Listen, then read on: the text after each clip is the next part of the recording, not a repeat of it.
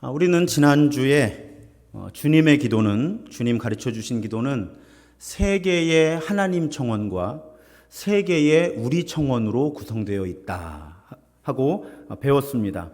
그리고 하나님 청원 세 가지 가운데 첫 번째 청원이 하나님의 이름이 거룩히 여김을 받으시오며, 그리고 그 의미를 살펴보았죠.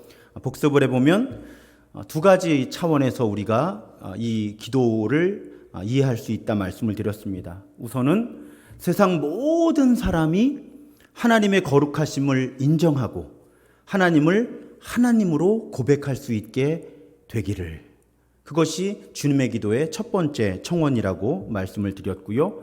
그리고 그렇게 고백하고 기도하는 우리가, 하나님의 자녀된 우리가 거룩하게 살아가는 것이 이 세상에 하나님의 거룩하심을 드러내는 아주 중요한 요소다. 그래서 우리가 하나님의 이름이 거룩히 여김을 받으시오며 하고 기도할 때 우리는 스스로 다짐하는 것이다. 하나님, 내가 최선을 다해 거룩하게 살겠습니다. 그래서 하나님의 거룩하심을 이 세상에 드러내겠습니다.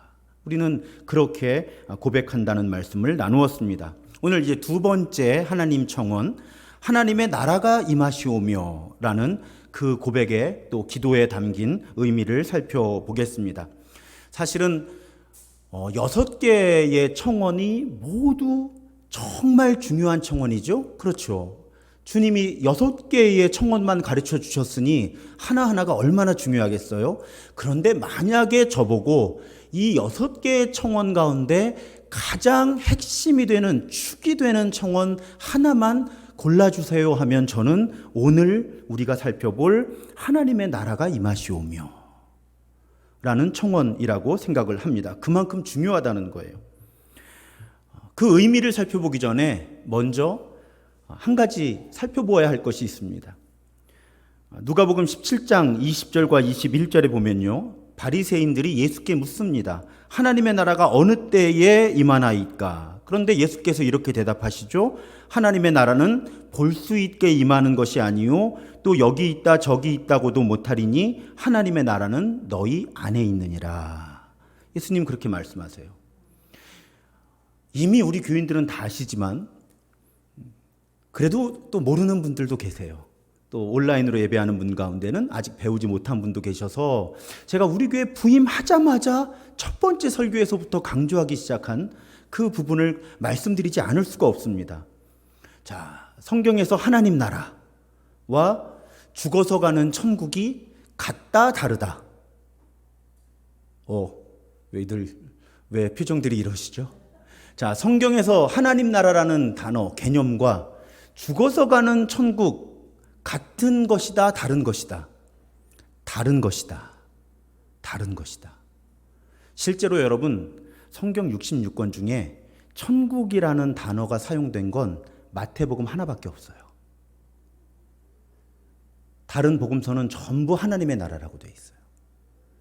사실은 서신서에 하나가 더 있는데 그 원어는 이 하나님의 나라, 천국하고 다른 원어를 천국이라고 번역한 거예요. 그러니까 실질적으로는 좀 과장해서 말씀드리면 성경 66권에서 천국이라는 단어는 마태복음에만 나옵니다.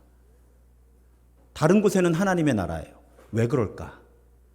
왜 하나님의 나라라고 하는 그 개념을, 단어를 마태복음만 천국이라고 번역했을까? 여러 학설이 있는데 그 중에 가장 지금 폭넓게 받아들이고 있는 이론은 마태복음은 유대인들을 위해 기록된 것이다. 첫 번째 이 청중이 유대인이다. 그런데 유대인들은 하나님이라고 하는 단어를 사용하는 것을 매우 부담스러워했다.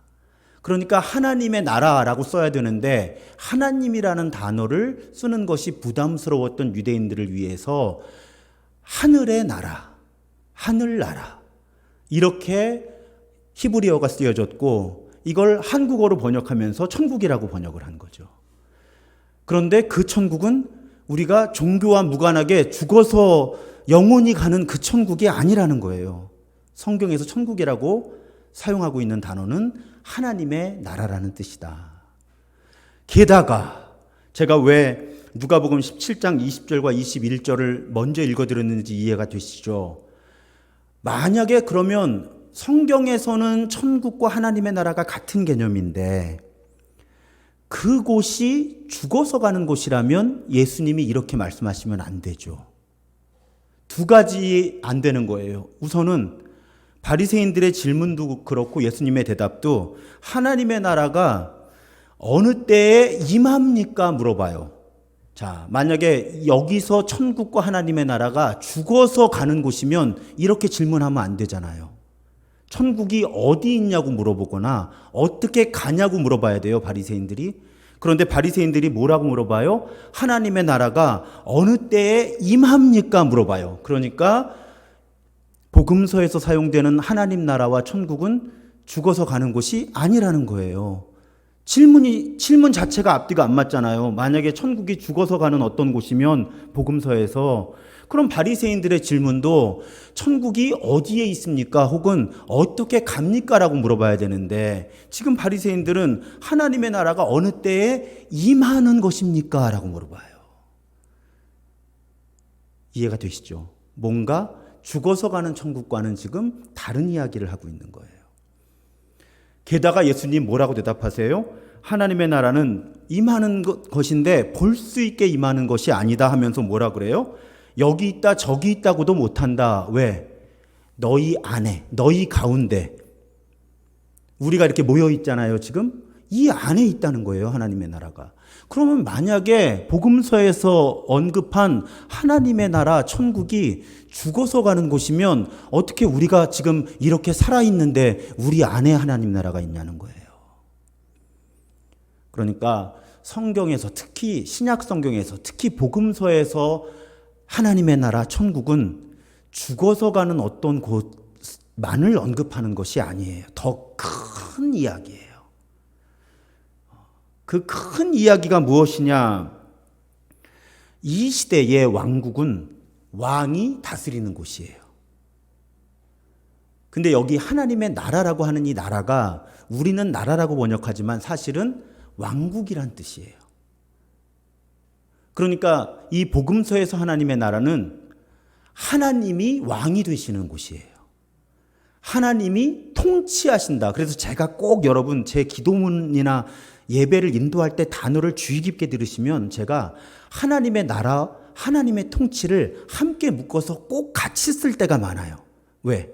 그냥 하나님의 나라 그러면 이 내용을 배우지 못한 분들은 자꾸 죽어서 가는 천국을 생각하니까 그러면 이게 앞뒤가 안 맞는 거예요. 그래서 제가 꼭 기도를 하거나 설교를 할 때 하나님의 나라를 언급할 때 하나님의 통치를 같이 언급해서 이 오해를 줄이려고 하는 거죠.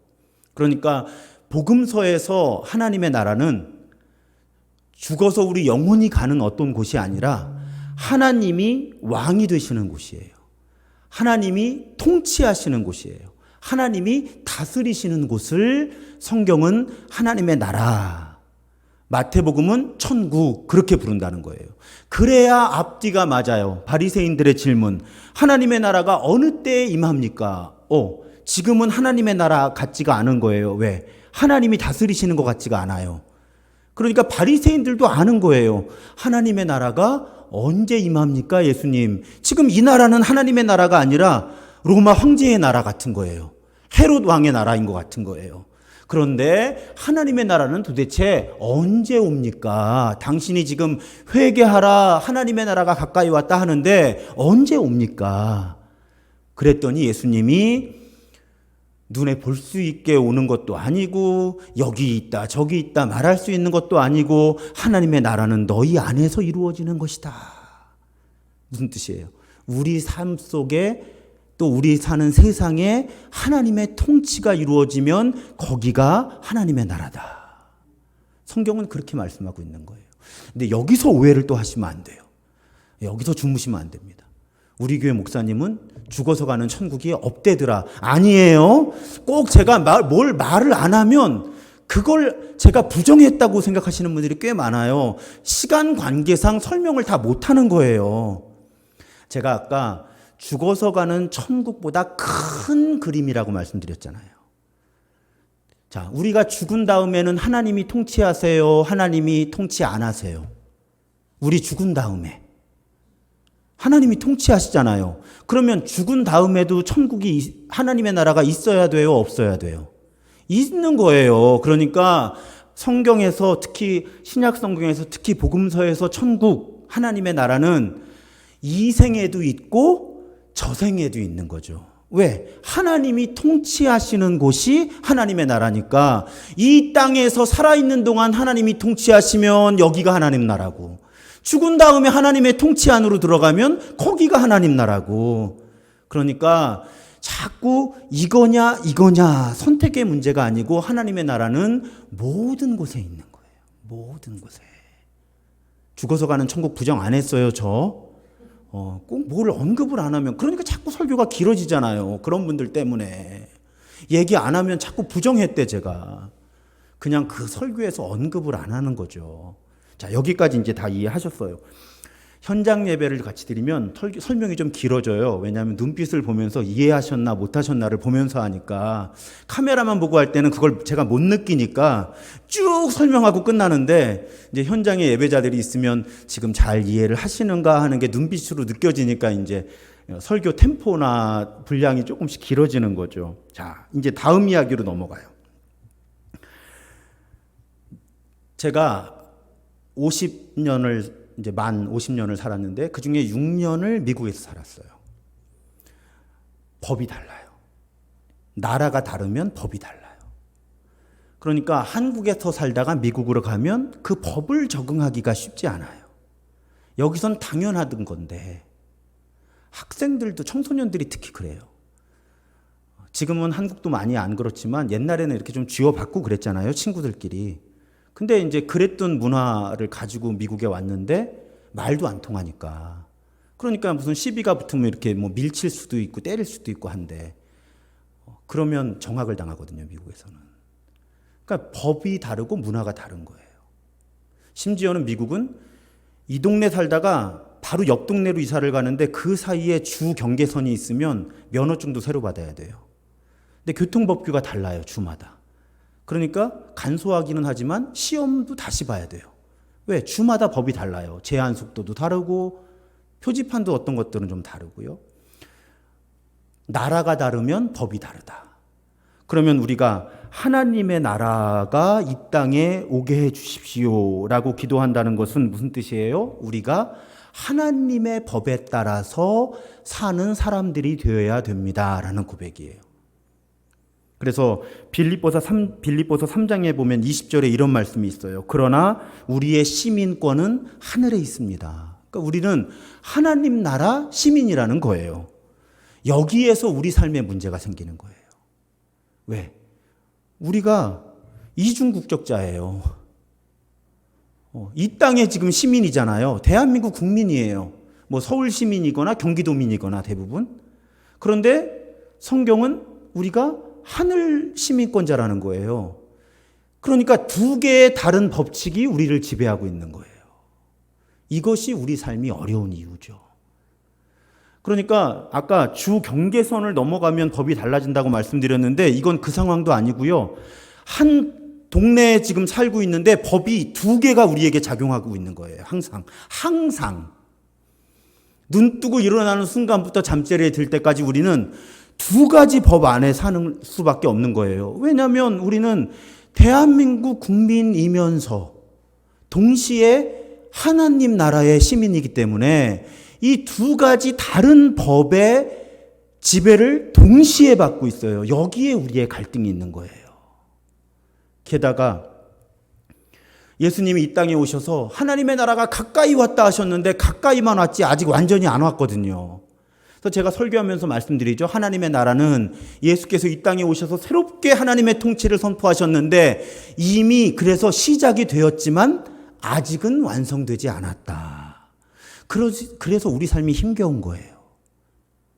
마치 눈 뜨고 나왔는데 지금 내가 미국 면허증으로 운전을 해야 되나 한국 면허증으로 운전을 해야 되나 미국 법에 따라서 운전을 해야 되나 한국 법에 따라서 운전을 해야 되나 헷갈리는 것처럼 내가 지금 2021년에 대한민국 국민이기도 하고 그래서 대한민국 국법을 따라야 되는데 동시에 나는 지금 하나님 나라 시민이라 하나님 나라 법도 지켜야 되는데 도대체 이걸 어떡하나. 그래서 순간순간 하나님 나라 법을 무시하고 대한민국 법을 지키기도 하고 어떤 때는 대한민국 법을 할 수 없이 혹은 의식적으로 외면하고 하나님 나라 법을 지키기도 하고 어떤 때는 둘 다 안 지키기도 하고 못 지키기도 하고 우리가 그런 갈등이 있다. 그래서 저는 우리의 영적 성숙이 무엇인가? 이 둘을 조화시키는 능력의 성숙이, 분별력의 성숙이 영적 성숙이라는 거예요. 내가 동시에 어떻게 대한민국 국민으로서 또 하나님 나라 시민으로서 동시에 이 둘의 원리를 조화시켜서 이 나라 법도 지키면서 하나님 나라 원리도 지켜서 살아갈 수 있을까? 이 분별력이 생기는 것이 영적인 성숙의 가장 중요한 특징이라고 하는 거예요. 동시에 두 나라를 살아가고 있으니까 동시에 두 법을 지켜야만 하니까요. 자, 여기까지 이해가 되셨죠?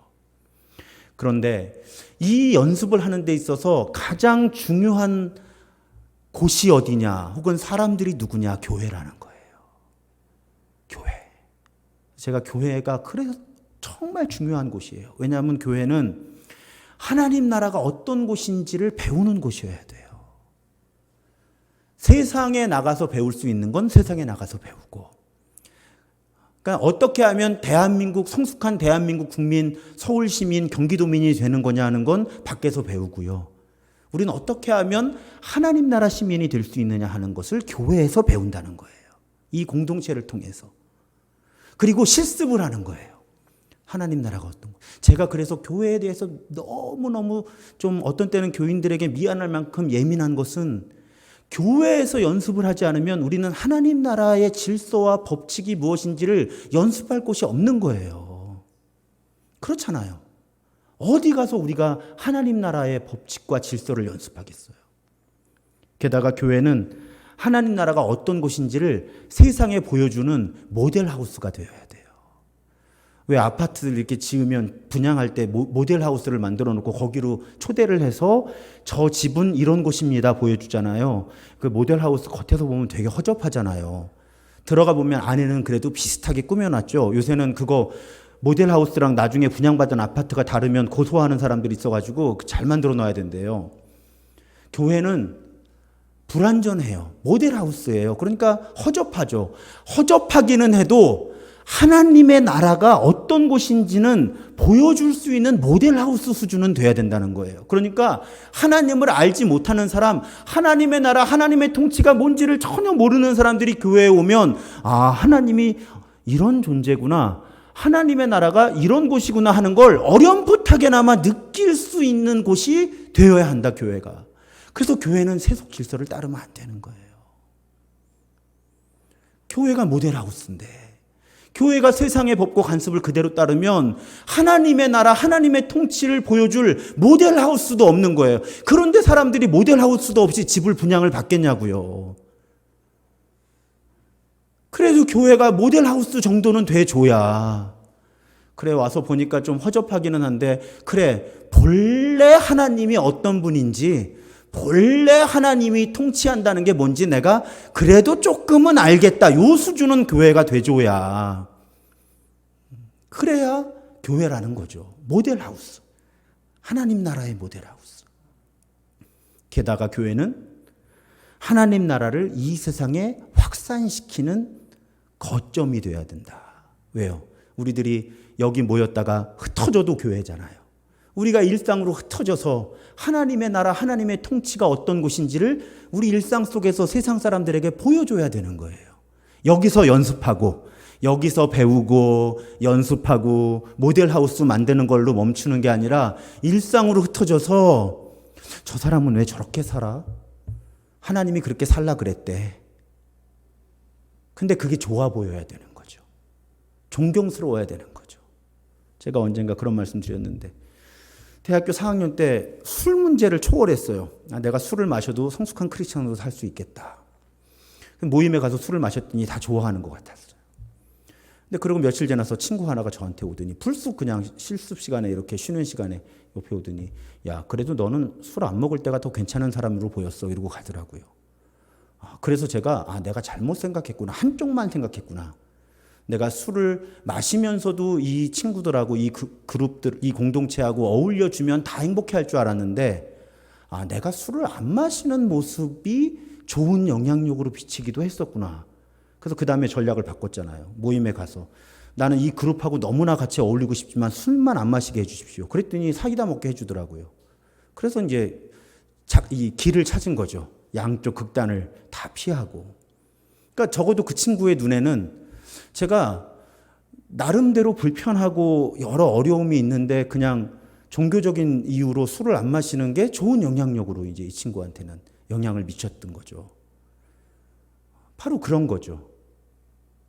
그래서 우리가 다른 삶을 통해서 하나님이 어떤 분이고 하나님이 다스린다는 게 어떤 것인지를 보여줄 수 있어야 한다. 그러니까 하나님의 나라가 임하시오며 라고 기도할 때 우리는 이런 고백을 하고 있는 거예요. 그래서 우리가 하나님의 나라가 오게 하시며 할 때는 사실은 우리 머릿속에 교회에서 확장돼서 우리 가정, 학교, 일터, 이 거리 다 생각할 수 있으면 좋아요. 거기에 하나님의 나라가 임하는 거예요. 하나님의 통치, 하나님의 다스리심이 그 모든 곳에서 이루어지기를 우리는 기도하게 되는 것이죠. 그리고 언젠가는 아까 이미 시작되었지만 아직은 완성되지 않았다고 말씀드렸잖아요. 근데 언젠가는 완성이 된다는 거예요. 그 고백 가운데 하나가 오늘 요한계시록 21장의 말씀이잖아요. 내가 또 새하늘과 새 땅을 보니 처음 하늘과 처음 땅이 없어졌고 바다, 혼돈의 상징이라고 말씀드렸죠. 다시 있지 않더라. 근데 그리고 우리 영혼이 다 휴거돼 갖고 천국에 가는 게 아니라고 성경은 뭐라고 고백해요? 거룩한 성새 예루살렘이 하나님께로부터 하늘에서 내려오니 그 준비한 것이 신부가 남편을 위해 단장한 것 같더라. 성경이 얼마나 구조가 잘 맞냐면요. 66권이 창세기 1장 1절에서 하늘과 땅을 하나님이 창조하시잖아요. 요한계시록 맨 마지막에는 새 하늘과 새 땅이 회복이 되는 거예요. 그것이 구원이에요. 완전한 구원. 그리고 마태복음에서 하나님의 나라가 오게 하시며 라고 기도하고 요한계시록의 마지막에서 새 예루살렘이 하늘로부터 땅으로 내려오는 거죠. 신약의 첫 책 마태복음에서 하나님의 나라가 오게 하시며 하고 신약의 마지막 책 요한계시록에서 하늘에서 하나님께로부터 내려온다. 맞잖아요. 왜? 우리한테 그렇게 기도하라고 가르치셨잖아요. 임하시오며. 그리고 요한계시록 마지막에 정말로 임하신다는 거죠. 임하신다는 거예요. 그 요한계시록에서 그 성새 예루살렘이 얼마나 크냐면 그림 하나 전에 2년 전에 보여드렸던 그림이에요. 자, 이렇게 생겼어요. 밑에 지구 보이시죠? 한눈에 봐도 크죠? 여러분 성새 예루살렘이 내려온다 하니까 무슨 이렇게 성 하나를 생각하시는데 요한계시록에서 묘사하고 있는 그 하늘에서 땅으로 내려오는 도시는 저만한 거예요. 엄청나죠? 저게 지금 미국 대륙이에요. 아메리카 대륙. 미국 대륙을 지금 다 덮는 거예요. 저 크기가 얼마나 큰 거예요. 그러니까 성 예루살렘이 하늘로부터 땅으로 내려온다 생각할 때 무슨 성 하나가 내려오거나 도시 하나가 내려오는 게 아니고요. 저 크기가 학자들의 추측에 따르면 당시 로마 제국의 크기라는 거예요. 당시 로마 제국. 무슨 뜻이에요? 당시 사람들이 온 세상이라고 생각했던 곳을 다 덮을 만큼 내려오는 거예요. 완전하게 내려오는 거죠. 그리고 당시 사람들이 완벽한 도형이라고 그리스 사람들이 생각했던 정육면체. 입체예요, 그것도. 그냥 평면이 아니라 입체로 정육면체. 그만큼 성경은 완전하게 완벽하게 하나님의 통치가 이루어진다는 거예요. 그 약속을 우리에게 말씀을 통해 주셨다. 이제 그림 보셨으니까 확실히 기억하시겠죠? 온 땅을, 당시 사람들의 세계관에서, 당시 사람들이 스페인이 땅끝인 줄 알았잖아요. 그래서 사도 바울도 스페인 간다 그러고 요나도 다시스로 도망가려고 거기가 땅끝인 줄 알았으니까 그만큼 온다, 하나님의 나라가. 그런데 완벽한 도형으로 온다. 완벽한 세상이다. 그러면서 오늘 본문에 내가 들으니 보좌에서 큰 음성이 나서 이르되 보라 하나님의 장막이 사람들과 함께 있으며 하나님이 그들과 함께 계시리니 그들은 하나님의 백성이 되고 하나님은 친히 그들과 함께 계셔서 모든 눈물을 그 눈에서 닦아주시니 다시는 사망이 없고 애통하는 것이나 곡하는 것이나 아픈 것이 다시 있지 아니하리니 처음 것들이 다 지나갔음이로라. 아주 쉽게 말씀드리면 나쁜 건 다 없어진다. 나쁜 건 다 없어진다. 한마디로 딱 정리됩니다. 우리가 지금 가지고 있는, 제가 가끔 설교나 기도문에 사용하는 하나님이 안 만드신 건 다 없어진다. 또 하나님이 만드신 것 가운데 망가진 건 다 없어진다. 하나님이 본래 의도하시고 창조하신 아름다움만 남는다. 그것이 하나님의 통치가 완전하게 회복된 모습이다. 그래서 제가 정말로는 심판의 이야기, 두려움의 이야기가 아니라 구원의 이야기, 완전한 구원의 이야기, 소망의 이야기라고 말씀드렸잖아요. 정말을 얘기할 때 두려우면요, 여러분이 복음을 아직 이해를 못하신 거예요. 저를 찾아오세요. 정말 심판 이런 이야기를 들으면 정말론 그러면 자꾸 두려운 마음이 든다. 그건 복음을 이해를 못하셔서 그러니까 꼭 저를 찾아오시기 바랍니다. 제가 복음이 뭔지 설명을 드릴게요.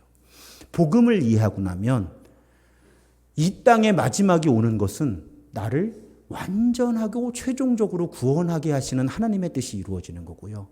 이 세상의 모든 망가진 것들이 회복되게 하시는 하나님의 통치, 하나님의 나라가 완전하게 이루어지는 거예요. 그 비전을 성경이 증언하고 있는 거잖아요. 우리가 하나님의 나라가 오게 하시며 하고 기도할 때는 그 꿈을 꾸는 거예요, 사실은. 나와 우리, 교회, 가정, 일터, 모든 곳에 그런 완전한 하나님의 나라가 임하게 하여 주옵소서. 그런데 지금은 이미 시작되었지만 아직은 완성되지 않은 나라. 그래서 오늘도 우리가 버겁게 그 안에서 갈등하며 살아가지만 그래도 우리는 하나님의 최종적인 계획을 아는 사람들이라는 거예요. 그리고 그런 사람들 눈에는 뭐가 보이냐면요, 제가 자주 쓰는 표현이에요. 하나님의 나라가 우리 삶 속으로 막 이렇게 침투해 들어와요. 하나님이 표적으로 보여주시는 거예요. 그러니까 하나님의 나라, 우리 사는 세상 하나님의 나라가 떨어져 있는 게 아니고요, 우리 가운데 있다고 말씀하셨잖아요, 예수님이. 근데 우리가 1년 12달 365일 24시간 그 나라를 온전하게 누리지는 못해요. 왜? 이미 시작되었는데 아직은 완성되지 않아서. 우리가 망가져 있고 죄인이니까. 그런데 하나님이 표적으로 하나님의 나라가 우리 일상 속으로 침투해 들어오게 하시고 우리가 그걸 보게 하세요. 이건 아는 사람 눈에만 보이는 거죠. 그러니까 이 하나님의 나라가 뭔지, 또 이미 시작되었는데 아직은 완성되지 않았다는 개념이 뭔지, 이걸 이해하고 십자가와 부활의 원리를 이해하고 나면 눈을 조금만 다르게 뜨면요, 우리 가정에 하나님의 나라가 이렇게 침투해 들어오는 게 보이는 거예요. 내 사업장에 하나님의 나라가 침투해 들어오는 게 보이는 거예요. 우리 교회도 많이 부족하지만 우리 교회에 하나님의 나라가 침투해 들어오는 게 보이는 거예요. 이 대한민국과 온 세상에 하나님의 나라가 침투해 들어오는 게 보이는 거예요. 믿음의 사람들은요, 이걸 볼 수 있는 사람들이에요. 이걸 볼 수 있기 때문에 다르게 거룩하게 살 수 있는 거예요. 이게 보이니까. 이게 보이니까. 저는 우리 교회가 그런 교회가 되었으면 좋겠어요. 우리가 그런 사람들이 되었으면 좋겠어요. 이게 보이니까. 우리 가정에 하나님의 나라가 침투해 들어오는 게 보이니까. 교회에 하나님의 나라가 침투해 들어오는 게 보이니까. 일터에 하나님의 나라가 침투해 들어오는 게 보이니까. 걷다 보면 거리에도 하나님의 나라가 침투해 들어오는 게 보이니까 아무리 절망스러운 상황 속에서도 소망을 품고 살아가는 사람들. 아무리 세상 사람들이 다 이렇게 살아야 출세해, 돈 벌어, 그래도 아니, 하나님의 나라 사람들은 이렇게 살아야 돼 하고 그런 삶을 선택할 수 있는 사람들. 하나님의 나라가 침투해 들어오는 게 보이면 그럴 수 있거든요. 그럴 수 있거든요. 하나님이 저한테 그거를 일찍 보여주셔서 저는 22살, 3살에 대학 잘 다니다가 그 나라가 보이니 나는 그러면 목회자로 살아야 되겠다 했던 거죠. 한 가지는 참 하나님한테 좀 그때 섭섭했던 건 제가 그때 22살, 3살 저 그냥 뭐 아무것도 몰랐어요. 진짜 그냥 교회 한 곳 헌신적으로 섬기는 청년이었지. 근데 그때도 가만히 보니까 하나님, 제가 목회를 한참 할 50 정도가 되면 한국 교회가 큰 위기를 겪고 있을 텐데 교회 숫자도 엄청 줄고 있을 거고 목사의 권위도 예전 같지 않을 거고 사람들이 교회를 떠나고 버리고 세상으로부터도 인정을 못 받을 텐데 하나님 저보고 목회하라고 그러시면 어쩌자는 거예요. 내가 하나님한테 그렇게 물었어요.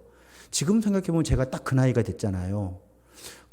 얼마 전에 그 생각을 하는데 소름이 돋더라고요. 그때 아무것도 정말 교회 한 군데만 섬겼지 세상과 교회에 대해서 아는 게 전혀 없었는데 왜 기도하는데 하나님이 저한테 그런 깨달음을 주셨을까? 네 나이 50쯤 되면 교회가 많이 힘들 거다, 세상이. 목회하기도 많이 어려울 거다.